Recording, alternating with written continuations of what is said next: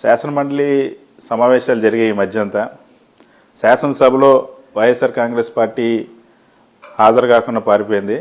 శాసనమండలికి వస్తే అసలు సభే జరగకుండా అడ్డుకుంది. కేవలం రాజకీయ దురుద్దేశంతోనే లడ్డు అంశాన్ని తెరపైకి తెచ్చిందని తెలుగుదేశం పార్టీ అంటుంది.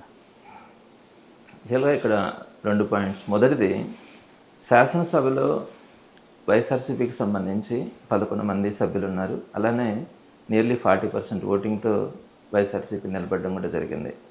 ఈ క్రమంలో వైఎస్ఆర్సీపీకి శాసనసభలో ప్రతిపక్ష స్థానం అడిగాం. అంటే ప్రతిపక్ష స్థానం ఉన్నప్పుడు ఏమవుతుందంటే, అధికార పార్టీ ఏదైనా అలిగేషన్స్ చేసినప్పుడు కానీ, అధికార పార్టీ ఏదైనా అబద్ధాలు చెప్తున్నప్పుడు కానీ ప్రతిపక్ష నాయకుడు అపోజ్ చేయొచ్చు, లేచి తనకు ఉన్నటువంటి నిరసనని వ్యక్తం చేసేదానికి అవకాశం ఉంటుంది. అట్లా లేనప్పుడు మీ 11 మందిని మేము ఒక ఇండిపెండెంట్ సభ్యులుగానే చూస్తాము అని చెప్తే, ఆ 11 మందికి 175 మందిలో ఒక్కొక్కరికి ఒక్కొక్క నిమిషం రావచ్చు, ఒక్కసారి అది కూడా రాకపోవచ్చు. అలాంటి క్రమంలో మేము సభలో ఉన్నప్పుడే వారు పచ్చి అబద్ధాలు చెప్తా ఉన్నప్పుడు కానీ, నిందలేస్తూ ఉన్నప్పుడు కానీ, ఆరోపణలు చేస్తున్నప్పుడు కానీ మేము కనీసం మాట్లాడే అవకాశం కూడా లేనప్పుడు ప్రజలకి తప్పుడు అవకాశం, ప్రజలకి తప్పుడు సంకేతాలు వెళ్ళే అవకాశం ఉంటుంది. కాబట్టి మేము ప్రతిపక్ష స్థానం అడిగినాం. దానికి వాళ్ళు అపోజ్ చేయడం కూడా జరిగింది. అది ఫస్ట్ పాయింట్. రెండో పాయింట్కి వచ్చేటప్పటికి, తిరుమల తిరుపతి అన్నది ఒక పవిత్రమైనటువంటి ఒక ప్రదేశం. హిందువులకు సంబంధించి సుమారుగా 120 కోట్ల మంది హిందువులకు సంబంధించి తిరుమల కానీ కాశీ కానీ ఈ రెండు కూడా ఒక పవిత్రమైనటువంటి పుణ్యక్షేత్రాలు. అటువంటి పుణ్యక్షేత్రాలని నడి రోడ్డు మీదకి తీసుకురావాలని కానీ, రాజకీయ లబ్ధి కోసం వాటిని వాడుకోవాలని కానీ వైఎస్ఆర్సీపీ ఎప్పుడు కూడా ఆలోచించేటువంటి పార్టీ కూడా కాదు. ఎప్పుడు వైఎస్ఆర్సీపీ ప్రజల కోసం ఆలోచించినటువంటి పార్టీ. అయితే ఈ తిరుమల తిరుపతికి సంబంధించి 2024 సెప్టెంబర్ 17వ తారీఖున సాక్షాత్ ముఖ్యమంత్రి ఒక నిరాధారమైనటువంటి ఆరోపణలు చేసినప్పుడు, తిరుమల లడ్డుకు సంబంధించినటువంటి నెయ్యిలో కల్తీ జరిగిందన్నా పర్లేదు, దాంట్లో ఆవు నెయ్యి, ఆవు కొవ్వు, పంది కొవ్వు, చేప, ఫిష్ ఆయిల్ ఇవన్నీ కూడా కలిసినాయని చెప్పి సాక్షాత్ ముఖ్యమంత్రి మాట్లాడిన సందర్భం అందరూ కూడా చూసినాం. ఆ తర్వాత మళ్ళీ ఇంకో సందర్భంలో బాత్రూమ్ కెమికల్స్తో ఆ నెయ్యి తయారు చేస్తున్నారని చెప్పి మాట్లాడడం. ఆ తర్వాత డిప్యూటీ సీఎం గారు మాట్లాడేటప్పుడు అయోధ్యకు కూడా ఇలాంటి కల్తీ జరిగినటువంటి లడ్డును పంపించినామని చెప్పి అవమానకరమైనటువంటి మాటలు మాట్లాడడం. అదేవిధంగా ఫ్లెక్స్లు వేసి తిరుమల పవిత్రతని రోడ్డు మీదకి తీసుకొచ్చిన సందర్భం. ఇవన్నీ చూసిన తర్వాత తిరుమల పవిత్రతని పాడు చేస్తూ ఉన్న క్రమంలో వైఎస్ఆర్సీపీ సుప్రీంకోర్టును ఆశ్రయించడం జరిగింది. సుప్రీంకోర్టుకి వెళ్ళి సిబిఐ చేత ఎంక్వైరీ చేయించమని అడిగింది. అది వైఎస్ఆర్సీపీకి ఉన్నటువంటి కమిట్మెంట్.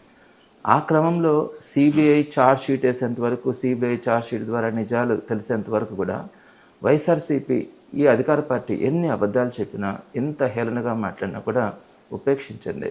ఎప్పుడైతే ఛార్జ్ షీట్లో వాస్తవాలు తెలిసినాయో అప్పుడు మాత్రమే వైఎస్ఆర్సీపీ తిరుమల పవిత్రతని ముందుకు రావడం కూడా జరిగింది.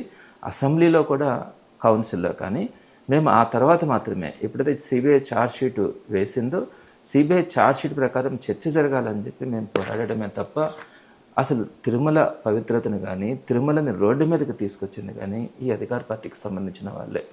తిరుమల పవిత్రతను కాపాడడంలో కానీ, తిరుమల పవిత్రతని ఏదైతే సిబిఐ ఛార్జ్ షీట్లో ఎక్కడా కూడా అట్లాంటి ముఖ్యమంత్రి చెప్పినటువంటి ఆరోపణలు లేవని తెలిసిన తర్వాత మాత్రమే దాని మీద చర్చ జరగాల, హిందువుల మనోభావాల్ని మనం కాపాడాలన్న ఉద్దేశంతోనే మేము మాట్లాడడం కూడా జరిగింది, పోరాటం కూడా చేయడం జరిగింది.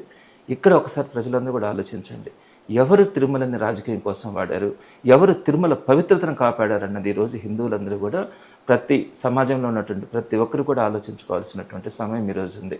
ఇంకొకటి కూడా, ఒకవేళ సిబిఐ ఛార్జ్ షీట్లో క్లియర్గా ఎక్కడా కూడా జంతువులకు సంబంధించినటువంటి కొవ్వులు దాంట్లో లేవని చెప్పి వాళ్ళు స్పష్టంగా చెప్పిన తర్వాత ఎవరైనా కూడా సంతోషపడాల్సినటువంటి అంశం. అంటే మా తిరుమల తిరుపతి దేవుడికి సంబంధించి ఎక్కడా కూడా ఇలాంటివి జరగలేదని చెప్పి సంతోషపడాల్సింది పోయి, అధికార పార్టీ దాన్ని లేదు అక్కడ జరిగింది, అది ఇంకా ఉంది, మేము ఏకసభ్య కమిటీ వేస్తామని చెప్పి మాట్లాడితే, ఎప్పుడు కూడా ఒక ఇంట్లో ఒక వ్యక్తి ఒక క్యారెక్టర్ అసాసినేషన్ జరిగినప్పుడు దాన్ని 10 మంది కలిసి కూర్చొని అది లేదు, అలాంటిది క్యారెక్టర్ అసాసినేషన్ లేదని చెప్పి ఆ నిర్ధారణకు వచ్చిన తర్వాత మిత్రులైతే ఏమంటారు, సంతోషపడతారు. శత్రువు అయితే ఏమంటారు, లేదు జరిగింది, వాళ్ళ క్యారెక్టర్ కరెక్ట్ కాదని చెప్పి మాట్లాడతారు.